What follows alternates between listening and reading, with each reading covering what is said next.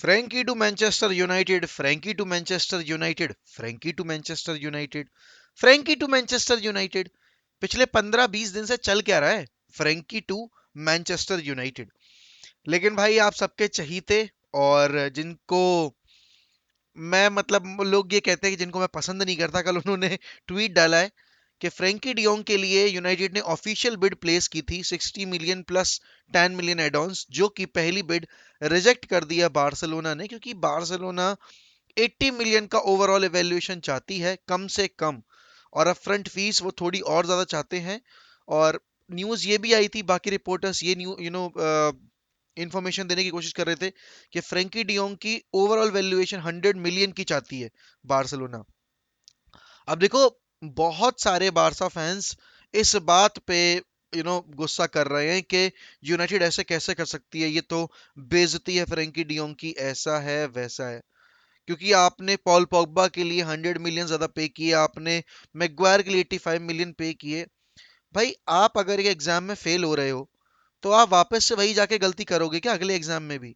या आप यही चाहते हो कि आप बस फेल होते रहो, जिससे कि आपका नाम भले ही अच्छे में ना हो पाए तो खराब में हो जाए? और सोचो, उस एक गलती की वजह से जो हमारा रीबिल्ड का फेज है, वो वापस से वहीं आके खड़ा हो जाए जहां हमने शुरू किया था। हम ऐसा तो नहीं चाहते। फ्रैंकी डियोंग की signing is a very important signing, but हमें अपना ट्रांसफर बजट भी देखना है। हमें जो रिपोर्टेड प्राइस है वो 120 मिलियन का है, प्लस हमें जो फ्री एजेंट के तौर पे मिल रहा है वो एडिशनल 45 मिलियन मिल रहा है, 47 मिलियन। उसके बाद अगर चार पांच दो तीन प्लेयर और जाते हैं, तो ये मान के चलो 30-35 मिलियन और। 200 मिलियन में से अगर हम 80-85 मिलियन सिर्फ और सिर्फ फ्रेंकी डियोंग के ऊपर अपफ्रंट खर्च कर देंगे, तो फिर हम बाकी साइनिंग चार चार साइनिंग और जो लेके आनी है, वो कहां से लेकर आएंगे? आप बता दो मुझे। सारे बारसा फैंस इस बात पे आग बबूला हो जाते हैं कि यूनाइटेड ऐसे कैसे कर सकती है, फ्रैंकी डियोंग हमारा है, फ्रैंकी डियोंग हम नहीं जाने देंगे। अरे भाई, एक बार अपने क्लब से भी तो पूछ लीजिए, एक बार अपने प्रेसिडेंट की भी तो राय ले लो कि वो बेचना चाहते हैं या नहीं।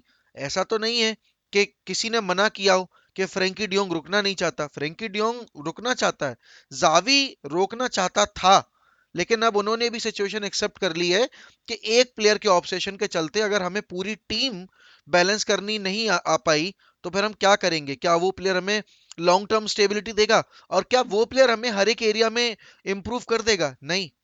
It's better to get rid of that player, use that money, bring on some new players who will eventually improve the overall structure of the club. अब यहां पर यूनाइटेड की ये पहली साइनिंग होगी। अभी ये साइनिंग कब तक होगी ये कह पाना मुश्किल है, लेकिन कल ऑफिशियली ट्रांसफर विंडो ओपन हुई थी, और उसके बाद से फ्रेंकी डियोंग को अप्रोच किया जा चुका है। एरिक टेन हैग लगातार फ्रेंकी डियोंग के कॉन्ट्रैक्ट को कॉन्टैक्ट में थे। अब यहां पर बहुत सारे लोग ये सोच रहे होंगे कि अगर मैन सिटी कूद पड़ी इस रेस में, तो Frenkie de Jong to Man City हो जाएगा, क्योंकि सबको पता है बार्सिलोना चाहती है आपके बर्नार्डो सिल्वा को। Xavi himself wants Bernardo Silva, that would be their perfect signing, उसमें कोई दो राय वाली बात नहीं है। लेकिन क्या मैन सिटी वाकई में बर्नार्डो सिल्वा को जाने देगी? रिपोर्ट्स ये आई थी कि फ्रैंकी डियोंग को बेचने के बाद they will go for Bernardo Silva. Let's be realistic about this situation, let's be realistic about this situation. आपके पास सैलरी कैप इतना नहीं है कि आप क्रिस्टेंसन को रजिस्टर कर पाओ, आपके पास पैसा नहीं है कि आप लेवेंडोस्की को लेकर आ पाओ, आपके पास पैसा नहीं है कि आप कूलीबली के लिए जा पाओ, तो फिर आप 100 मिलियन के बर्नार्डो सिल्वा के लिए कैसे जा पाओगे? बर्नार्डो सिल्वा का इंक्लूजन अच्छा होगा definitely, he will upgrade your squad massively, but at the same time Bernardo Silva आपका इतना महंगा प्लेयर हो जाएगा कि बाकी प्लेयर्स कहां से लेके आओगे? That is the key part. अब यहां पर यूनाइटेड के केस में कल रात में असेंसियो तक से लिंक कर दिया भाई यूनाइटेड को। मैंने बोला था आपको कल वाली वीडियो में कि आप इन 2.5 महीनों में बहुत सारी न्यूज ऐसी सुनोगे जो सच नहीं होंगी। अब यहां पर एक चीज मुझे बताओ कि असेंसियो के लिए यूनाइटेड क्यों जाएगी? क्या असेंसियो वो क्वालिटी ऑफर करते हैं जो हमें एक राइट विंगर से चाहिए? क्योंकि हमारे पास जो क्वालिटी है इस वक्त पे, वो असेंसियो के लेवल की है। कल बहुत सारे लोग बाबा की चैट में और संडे लीग पंडित के लाइव स्ट्रीम पे जब मैं था तब कहता वो लिख रहे थे Asensio much much much better than Sancho. यार देखो, जैसे आपको आपका प्लेयर पसंद है वैसे ही मुझे मेरा प्लेयर पसंद है, and in my opinion Sancho is a better player than Marco Asensio. अब प्लीज ट्रॉफीज लेकर मत आना, क्योंकि अगर ट्रॉफीज लेकर आओगे तो I can prove that Anderson was a better player than Steven Gerrard, but that's not the fact. जो पोटेंशियल सेंचो का है, जिस तरह की टेक्निकलिटी सेंचो की है, Asensio is a brilliant player, he is a brilliant player. But injury के बाद से असेंसियो का जो पोटेंशियल है वो पूरी तरीके से ब्लास्ट ऑन होके नहीं आया सीन के ऊपर, तो वो एक कंसर्निंग इशू है। और एरिक टेनहैग के सिस्टम में सेंचो जैसा प्लेयर ज्यादा स्मूथली फिट होगा देन असेंसियो जैसा प्लेयर। आपको इसीलिए तो दिखाई दे रहा है कि हम एंटनी के लिए जाने की कोशिश कर रहे हैं, और एंटनी के केस में अभी ऑफिशियल नेगोशिएशन शुरू नहीं हुई है, उनके एजेंट से बातचीत शुरू की जाने की कोशिश की जा रही है। अभी पहला फोकस पूरा पूरा एरिक टेन हैग का ये है कि वो फ्रैंकी को कन्विंस कर कर यूनाइटेड लेकर आए, और उसके बाद बाकी साइनिंग्स पे फोकस किया जाए। अब देखो यार, जब एक क्लब एक प्लेयर को इतने लंबे टाइम तक चेस करता है ना, और जब वो उसको हासिल नहीं कर पाता है, तो फैन बेस उनका बहुत ही इम्पेशेंट हो जाता है। सबको याद होगा आज से 2 साल पहले सेंचो सागा जब शुरू हुआ था, तो सेंचो सागा में भी सेम चीज थी। उस टाइम पे सिचुएशन थोड़ी डिफरेंट थी। वहां डॉर्टमंड बेचना नहीं चाह रही थी लेस देन 120 मिलियन। सेंचो आने के लिए तैयार थे। Sancho was very desperate to come. ये सबको पता था, सारे टॉप टियर जर्नलिस्ट यही बोल रहे थे, चाहे वो डेविड ऑनस्टीन हो, चाहे वो हावर्ड नर्स हो, चाहे वो आपके फेबिजो रोमानो हो, डी मार्जियो हो, सब यही रिपोर्ट कर रहे थे कि Sancho wants to join Manchester United. लेकिन वो पैसे के चलते डील कंफर्म नहीं हो पाई। यहाँ सिचुएशन अलग है। यहाँ क्लब बेचना चाहता है। प्लेयर इनिशियली रेजिस्ट कर रहा था ना छोड़ने के लिए, लेकिन जब फ्रैंकी डियोंग को ये रियलाइज हुआ कि भाई the club itself doesn't want me to stay, they want to get rid of me and use that money for their better future, तो उसमें अब प्लेयर ने इस चीज को तो एक्सेप्ट कर लिया है कि उसका फ्यूचर बर्नाबाउ कह रहा हूं मैं, कैंप नो पे नहीं है। उसका फ्यूचर कहीं और है। अब वो ओल्ड ट्रेफर्ड पे होगा, इत्तेहाद पे होगा, पार्क दे प्रेंस पे होगा, तो वो कह पाना मुश्किल है, क्योंकि अभी पीएसजी भी सोच रही होगी कि वो लेकर आ जाए फ्रेंकी डियोंग जैसा प्लेयर, जो कि वराटी के अलोंग साइड बहुत ही अच्छी तरीके से फिट हो जाए।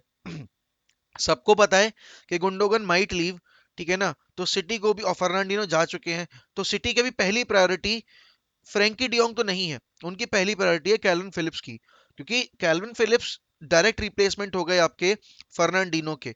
और क्योंकि थोड़े बहुत ट्रेट उनके, मैं ये नहीं कह रहा ही is a Gundogan kind of a player, नहीं, काफी अलग प्लेयर है भाई आपके कैल्विन फिलिप्स। लेकिन कैल्विन फिलिप्स अगर आ जाएंगे तो आपको रोटेशन में आसानी होगी। प्लस अगर आप इंग्लैंड स्क्वाड में कैल्विन फिलिप्स को खेलते देखोगे, तो Declan Rice sits deep and Kalvin Phillips gets the freedom to play थोड़ा to play a bit up front. अगर मिडफील्ड में मैं रॉड्री के अलोंग साइड कैल्विन फिलिप्स को रखूं, और फिर मैं कुछ गेम्स में ट्राई करूं केडीबी और कैल्विन फिलिप्स का कॉम्बिनेशन, तो हमें एक थोड़ा सा बैलेंस देखने को मिलेगा, जहां Kalvin Phillips will be a defensive player, and obviously Kevin De Bruyne तो भाई अनलीश होके जब सीन पे आते हैं, तो उनका एक अलग ही रूप देखने को मिलता है। यूनाइटेड के केस में जूरियन टिम्बर की न्यूज अभी ठंडी पड़ी हुई है। पूरा पूरा मिर्च मसाला आपको अगर किसी डील से मिलने वाला है, तो वो फ्रेंकी डियोंग की डील से मिलने वाला है। मैं फिर से कहूंगा, United going for Asensio was nothing but a bad news. किसी भी टॉप टियर जर्नलिस्ट ने ये चीज रिपोर्ट नहीं की है। उसके साथ ही साथ भाई कल युआन माटा ने ऑफिशियली क्लब को अलविदा कहा, और उन्होंने एक वीडियो पोस्ट की, that was a very emotional video. Now let me tell you one thing, United ने बहुत प्लेयर्स के करियर खराब किए, but Juan Mata was the best one out there. Juan Mata came as the player of the season for Chelsea. He was their best player. जब वो United में आए थे, तो उन्होंने यूनाइटेड के लिए बहुत अच्छा परफॉर्म करना शुरू किया, बट हमने उनको नंबर 10 की बजाय हमेशा राइट विंग पे यूज कर करके उनका जो एक्चुअल पोटेंशियल था वो किल कर दिया। हमने उनकी जो एक्चुअल टैलेंट थी उसको कभी यूटिलाइज ही नहीं कर पाया। एक बार मैं रोया था आंद्र हेरेरा के डिपार्चर पे, जब आंद्र हेरेरा ने वो डाला था अपना गुड बाय फेयरवेल वीडियो। और एक मैं कल रोया भाई, क्योंकि कल लिटरली वो वीडियो देखकर ना बहुत इमोशनली ड्रेन आउट हो गया मैं। क्यों, यहाँ पर आप देख रहे हो कि एक प्लेयर जो कि इतना पोटेंशियल रखता था, वो आपके बाकी सारे कंबाइंड मिडफील्डर से बेटर प्लेयर था, उसको आपने अच्छी तरीके से यूज नहीं किया। और आप मैकटोमने और फ्रेड और बाकी प्ले आंद्रेस परेरा जैसे प्लेयर्स को चांसेस पे चांसेस देते रहे, और उनको उनकी प्रिफर्ड पोजीशंस पे खिलाते रहे। Now this is the problem that I never liked about Manchester United. कभी भी नहीं, सर एलेक्स के जाने के बाद। और बस एरिक टेन हैग, मैं बस यही चाहता हूं कि स्कॉट मैकटोमिने जैसे प्लेयर्स का गेम टाइम रिड्यूस हो, because you don't want to see average players getting time ahead of the deserving ones. Donny van de Beek के आगे, या फिर मैं ये कहता हूं कि बाकी प्लेयर्स जो थे क्लब में उनके आगे स्कॉट मैकटोमिने कैसे स्टार्ट करते रहते हैं, मुझे समझ में नहीं आता। पैशन मर्चेंट, पैशन के चौदह नहीं चाहिए खेलने वाले भाई टीम के अंदर, चाहिए क्वालिटी प्लेयर्स। क्वालिटी प्लेयर्स ही टाइटल्स जितवाते हैं। देख लो, अगर आपको नहीं समझ में आ रहा था लिवरपूल को देखो, अगर आपको नहीं समझ में आ रहा तो मैन सिटी को देखो, नहीं समझ में आ रहा तो आप रियल मैड्रिड को देखो। पैशन के बलबूते पे नहीं चलती दुनिया। और ये जो पैशन पैशन पैशन हम करते रहते हैं ना एकेडमी ग्रेजुएट्स का, हमारा जो आंखों पे चोला चढ़ा रहता है, उसको हमें तोड़ना पड़ेगा, उतार के फेंकना पड़ेगा। क्योंकि उसके पल्लू को जब तक हम पकड़ के झूलते रहेंगे, यूनाइटेड कभी भी ट्रॉफीज नहीं जीत पाएगी। For to win trophies you have to bring a perfect balance into your squad. And इस पॉइंट ऑफ टाइम पे मैकटोमिने और फ्रेड के रहते वो बैलेंस नहीं देखने को मिलेगा। देखने वाली बात ये होगी कि अगली साइनिंग, अगर फ्रेंकी डियोंग की साइनिंग हम जल्दी कंफर्म कर लेते हैं 3-4 दिन के अंदर, तो अगली साइनिंग किस प्लेयर की होगी। क्योंकि देखो यार, अल्टीमेटली फ्रेंकी डियोंग ने रियलाइज कर लिया है कि उन्हें जाना पड़ेगा, बार्सिलोना भी ये रियलाइज कर रही है कि उनको थोड़ा बहुत कम एक तरीके से कॉम्प्रोमाइज करना पड़ेगा इस डील पे। और 75+ एड ऑन्स पे, या 70+ 15-20 मिलियन एड ऑन्स पे, उनको 15 लेट्स से 10 या 15 मिलियन एड ऑन्स पे एग्री करनी पड़ेगी डील। अब अगर मैन सिटी जब तक नहीं कूदती है तो अभी तो अपर हैंड यूनाइटेड के पास ही है। बाकी लेट्स सी। तो कमेंट्स में बताइए भाई कि आपको क्या लगता है कि असेंसियो टू मैनचेस्टर यूनाइटेड की जो न्यूज आई थी, वो वाकई में क्या यूनाइटेड को जरूरत है असेंसियो जैसे प्लेयर की या नहीं। और Frenkie de Jong to Manchester United कितने अमाउंट पे फिक्स होगी ये डील, ये भी बताइए कमेंट्स में। और भाई we are very close to 24K। तो अगर आप इस चैनल पे नए हैं तो don't forget to subscribe to one M C. Don't forget to hit that bell icon as well, because जब तक आप बेल आइकन हिट नहीं करोगे तब तक आपको तुरंत की तुरंत नोटिफिकेशन नहीं जाएगा। तब तक के लिए गुड बाय, टेक केयर।